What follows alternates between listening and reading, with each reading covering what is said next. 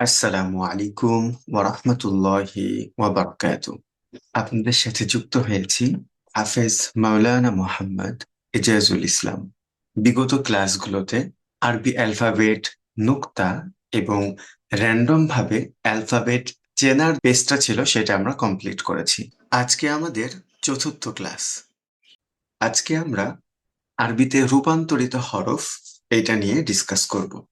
أعوذ بالله من الشيطان الرجيم. بسم الله الرحمن الرحيم. আমরা স্ক্রিনে দেখতে পাচ্ছি যে এখানে আমাদের লেখা আছে বা। এটা হচ্ছে নর্মাল বা। আমরা এই নর্মাল আকৃতির বা নর্মাল এই শেপের বা কোরআনে পাবো না। যখন এই বা দিয়ে কোনো সেন্টেন্স তৈরি করা হবে, এক বা একাধিক অ্যালফাবেট পাশাপাশি বসে যখন কোনো শব্দ তৈরি করবে, তখন এই আরবি অ্যালফাবেটের শেপটা চেঞ্জ হয়ে যাবে। কোনো শব্দের প্রথমে যদি বা আসে, তখন সেই বাটা দেখতে এমন হবে। সো আমরা বলবো ফার্স্ট বা। মিডিলে যদি বা আসে, সেটা দেখতে এমন হবে মিডল বা। সেম এই জিনিসটা যদি আবার এগেন ফার্স্টে যদি আসে, ফার্স্ট বা, মিডল বা, অ্যান্ড দেন লাস্ট বা। এইখানে একটা জিনিস আমরা খেয়াল করব।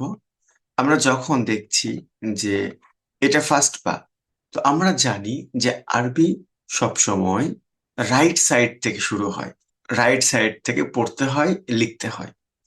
তো এইখানে এই বাটা, কোনো শব্দ যখন রাইট সাইড থেকে শুরু হবে, so এটা কিন্তু এর রাইট সাইডে পূর্ণ আছে, লেফট সাইডে ফাঁকা।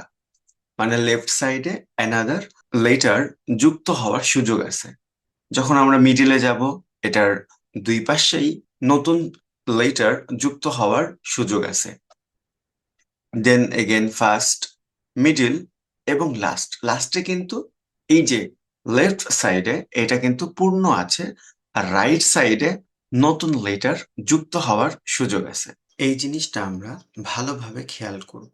আর এটা খুবই ইম্পর্টেন্ট, কারণ আমরা এই নর্মাল বা কিন্তু কোরআনে, বা যখন আমরা কোরআনের আয়াত পড়ব বা কোনো শব্দ তৈরি করব, কোনো সেন্টেন্স মেক করব, তখন এই নর্মাল যে আমরা অ্যালফাবেট গুলো পড়ে এসেছি, এমনটা কিন্তু থাকবে না।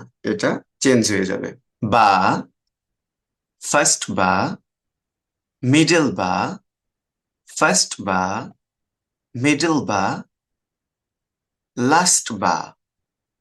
একসাথে বা, বা, বা। এখানে তিনটা টাইপ, যেটা আমরা বললাম ফার্স্ট, মিডল এবং লাস্ট, এই তিনটা টাইপের বা একসাথে দেয়া আছে। সেম এগেন তা, ফার্স্ট তা, মিডল তা, ফার্স্ট তা, মিডল তা, লাস্ট তা। তা, তা, তা। একটু ভালো করে খেয়াল করে দেখবেন, এইখানে বা, তা, সা, নুন, প্রত্যেকটার শেপ কিন্তু একই রকম, শুধু পার্থক্য হচ্ছে নুক্তাতে। তো যার কারণে এই নুক্তা কিন্তু খুবই ইম্পর্টেন্ট ছিল। যারা পূর্বের ক্লাসে নুক্তাগুলো ভালোভাবে আয়ত্ত করেছেন, তাদের কিন্তু আর এখন সমস্যা হওয়ার কথা না। ঠিক একই রকম ভাবে দেখেন, একই শেপে বা, তা, সা, নুন, ইয়া, ইয়া পর্যন্ত কিন্তু একই রকম শেপ, শুধু নুক্তাগুলো চেঞ্জ হবে। আর আমরা প্রত্যেকটাই একই রকম ভাবেই পড়বো। ফার্স্ট, মিডিল এবং লাস্ট, এই প্রত্যেকটা আমরা যখন পড়বো, এটার পাশাপাশি কিন্তু আমাদের এই শেপগুলোকেও মেমোরাইজ করতে হবে। এরপরে আসছে জিম। আমরা একটু খেয়াল করে দেখব। জিম, ফার্স্ট জিম, মিডল জিম, ফার্স্ট জিম, মিডল জিম, লাস্ট জিম। জিম, জিম, জিম। জিম, হা, খ, একই শেপে এই তিনটা। সেম একই শেপ, উপরে নোক্তা থাকলে খ হবে, আর নিচে নোক্তা থাকলে জিম হবে। নোক্তা না থাকলে কিন্তু হা হবে। একই শেপ, একই রকম জিনিস। আমরা এগুলো প্রত্যেকটা ধরে ধরে পড়বো। এরপরে আসবে সিন। সিন, ফার্স্ট সিন, মিডল সিন, ফার্স্ট সিন, মিডল সিন, লাস্ট সিন। সিন, সিন, সিন। একই শেপ, সিন এবং শিন। সিনের ওপরে নুক্তা নেই, আর শিনের ওপরে তিনটে নুক্তা আছে। সো আমি আগেই বলেছি নুক্তাগুলো কিন্তু খুবই ইম্পর্টেন্ট। যদি এখানে এসে কারো নুক্তা নিয়ে ডাউট হয়, আপনি প্লিজ প্রিভিয়াস ক্লাসে চলে যান, প্রিভিয়াস পেজে গিয়ে নুক্তাগুলোকে ভালোভাবে অধ্যয়ন করেন এবং আবার নেক্সটে আসেন। ইনশাল্লাহ আপনার প্রবলেম সলভ হয়ে যাবে। এরপরে আসবে সদ। সদ এবং দদ একই রকম শেপ, শুধু পার্থক্য দদের উপরে নোক্তা আছে, সদের উপরে নোক্তা নেই। দেন আইন। আইন এবং গইন সেম একই রকম শেপ, পার্থক্য নোক্তাতে। আমরা এটা এইগুলো আমরা এইগুলো ঠিক এরকম ভাবেই পড়বো। আইন, ফার্স্ট আইন, মিডল আইন, ফার্স্ট আইন, মিডল আইন, লাস্ট আইন। আইন, আইন, আইন। গইন সেম একই রকম ভাবে। ফা।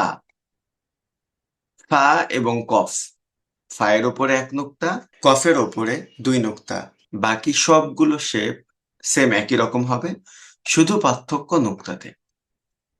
এরপরে আসবে কাফ। এগুলো কিন্তু আপনাদের ভালোভাবে একটা একটা করে পড়তে হবে।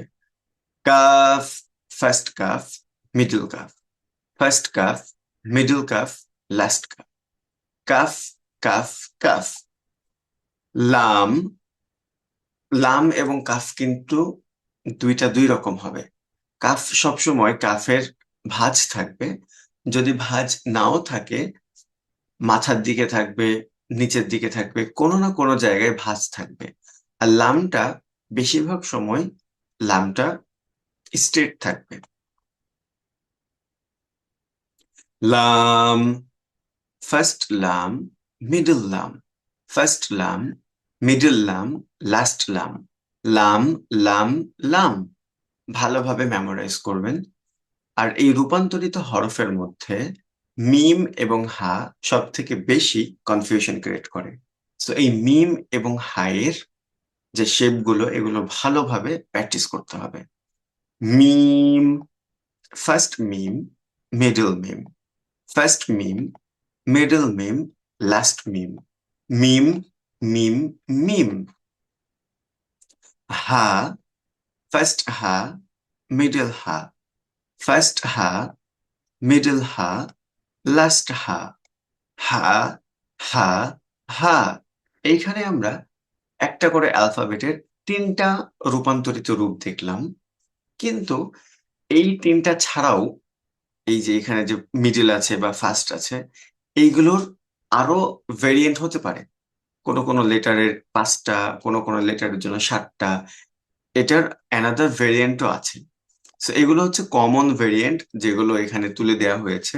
এগুলো ছাড়াও আরো কিছু ভেরিয়েন্ট আছে যেগুলো আপনারা নেক্সটে যখন প্র্যাকটিস করবেন ধাপে ধাপে সেগুলো আসবে, সেগুলো সম্পর্কে আপনাদের সাথে ডিসকাস করা হবে। এই পেজটা খুবই ইম্পর্টেন্ট।